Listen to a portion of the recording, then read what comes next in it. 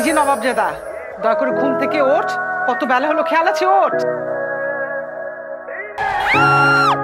দেখে হাঁটবেন না, হ্যাঁ? এইভাবে কেউ চলে আসে রাস্তার মাঝে? সরি, পানি দিব? ভয় পাননি তো? না একটু সাবধানে হাঁটলে। হ্যালো, এই যে যদি চাই আমি হারিয়ে যাব সেই দূর অজান। এই তো এসে পড়েছেন আমাদের মহারানী ভিক্টোরিয়া।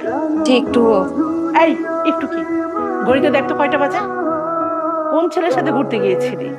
ছোটবেলা তো বাবা আমাকে খেয়েছিস, আর এখন কোথায় গিয়ে মুখ কালো করে এসেছিস? চাচি, রাস্তায় অনেক জ্যাম ছিল। খবরদার, প্রতিদিন আমাকে একই অজুহাত দেখাবি না। এখন এখানে দাঁড়িয়ে না থেকে রান্নাঘরে গিয়ে রান্না করে আমাকে উদ্ধার করেন, আমার ক্ষুধা লেগেছে। দাঁড়, তৈরি হয়ে নে। আমি কিছু করতে পারবো না। তোমরা কি ভাবছো?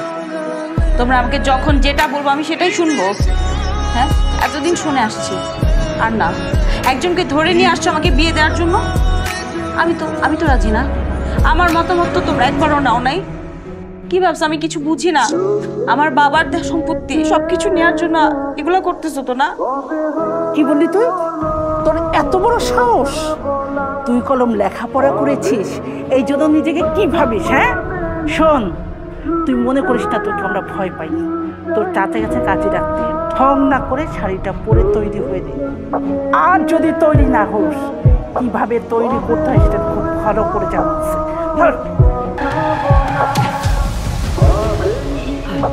কি অবস্থা, মানে কেমন লাগছে এখন? আমাকে কেন হেল্প করতে গেলেন? কেন আমাকে মরে যেতে দিলেন না? মরার কথা কেন বলছেন? এভাবে বেঁচে থাকার চাইতে মরে যাওয়াটা অনেক ইজি। দেখেন, আমি আসলে জানি না আপনার কি হয়েছে, কিন্তু একটা কথা বলবো, মরে গেলেই যে সব প্রবলেম সলভ হয়ে যাবে এই ধারণাটা কিন্তু ভুল।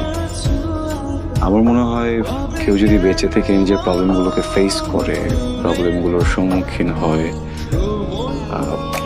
ওটাই কিন্তু জীবনের সার্থকতা। আর এছাড়া একবার ভাবুন, আপনার ফ্যামিলি আছে, তাদের দিকটাও তো একটু ভাবতে হবে নাকি? ফ্যামিলি?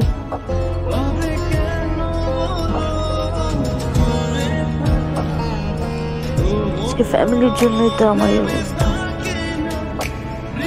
তাদের জন্যই আমি এখন ঘর থেকে পালায় আসতে বাধ্য হয়েছি। নিজের বাড়িতে নিজে থাকতে পারতেছি না, যেখানে আমি মানুষ হিসেবে নিজের মতো বাঁচতে পারি না। ন্যূনতম সেলফ রেসপেক্ট নিয়ে বাঁচার মধ্যে অধিকার যেখানে নাই,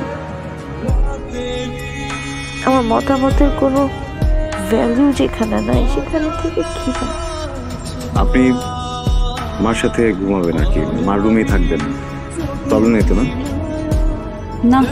তুমি বাইরে দাঁড়িয়ে যাচ্ছ কেন? ভিতরে এসো। আজকে থেকে এটা তোমার বাসা, ঠিক আছে? জি। কেন, তোমার পছন্দ হয়নি?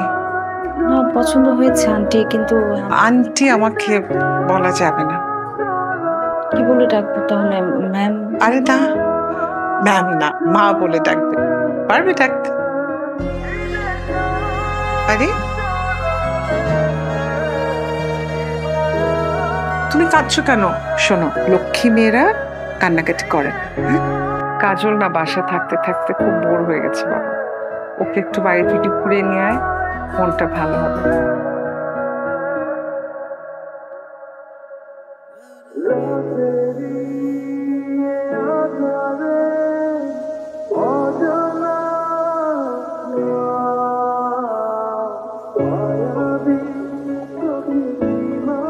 ও, আমি চিনতে পারিনি না আসলে। এভাবে বের হয়েছে, কেউ যদি দেখে ফেলে ঝামেলা হয়ে যাবে। আমাকে একটা জায়গায় নিয়ে যেতে পারবেন? আমার বাবা মার সাথে দেখা করতে চান। অ্যাড্রেস? আশুলিয়া কবরস্থান।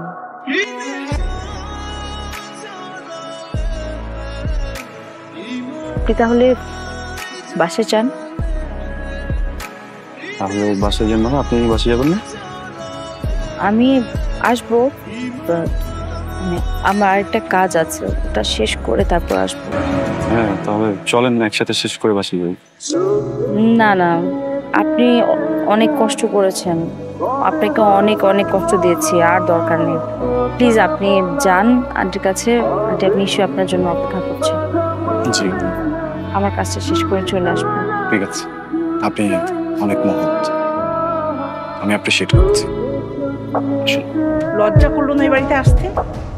এই বাড়ির মেয়েরা কখনো পালিয়ে যায় না। ছি! ও এখন আবার ছেলে নিয়ে এসেছিস বাসায় ঢোকানোর জন্য? এক্সকিউজ মি, প্লিজ আপনি একটু বুঝে কথা বলুন। এই ছেলে, তুমি কে? আমাদের ফ্যামিলির মতো কথা বলছো? আর তুই এখনো দাঁড়িয়ে আছিস কেন? যা, চলে যা। চাচি আমি থাকতে আসি, এই বাড়িটা আমার, আমার বাবা আমার নামে এই বাড়িটা নিতে গেছে। তোমরা এখানে আছো সেটার একমাত্র কারণ হলো তোমরা আমার পরিবার।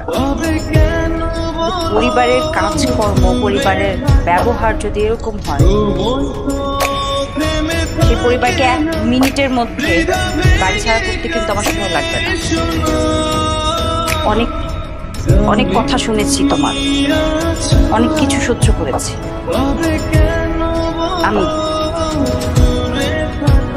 কথাবার্তা যা বলবা সাবধানে বলবা।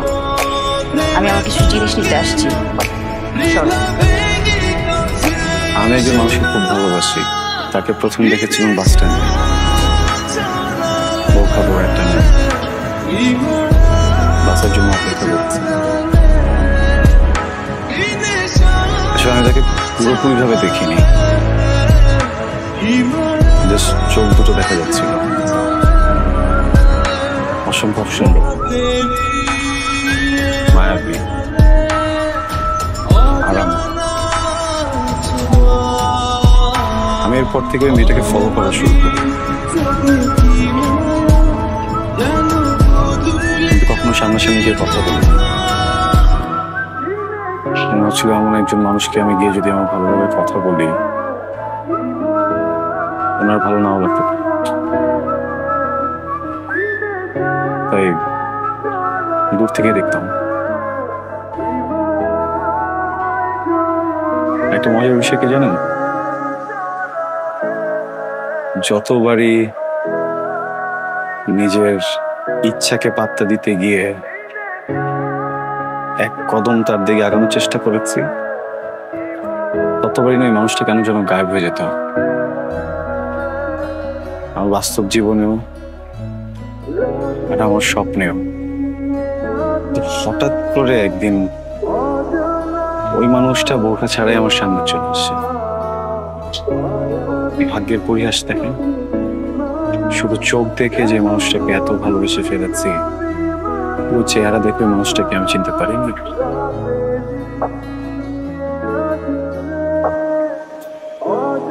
আর এখন ওই মানুষটার সাথে এমন একটা সম্পর্ক আমার,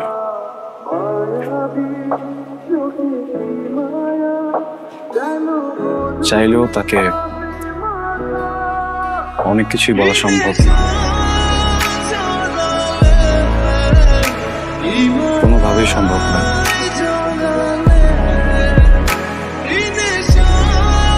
আপনি তো ভাবছেন আপনাকে সব কথা কেন বলছিলেন? কারণ আছে। ওই মানুষটাকে আপনি চেনেন, আপনার পরিচিত, খুব আপন।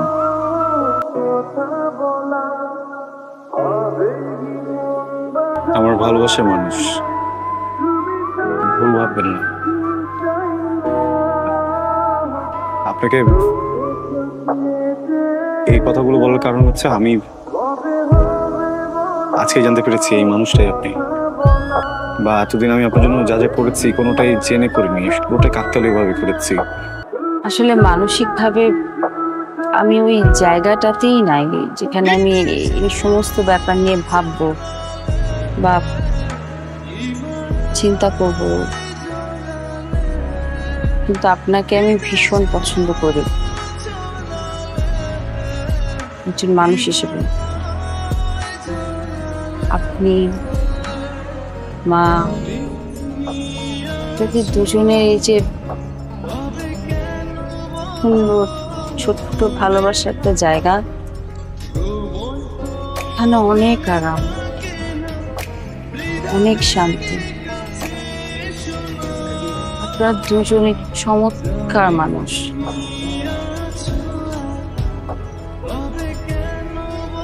আপনার মতো মানুষকে যে বিয়ে করবে বা যার সাথে বিয়ে হবে তাকে কি বলবে জানেন? সৌভাগ্যবতী।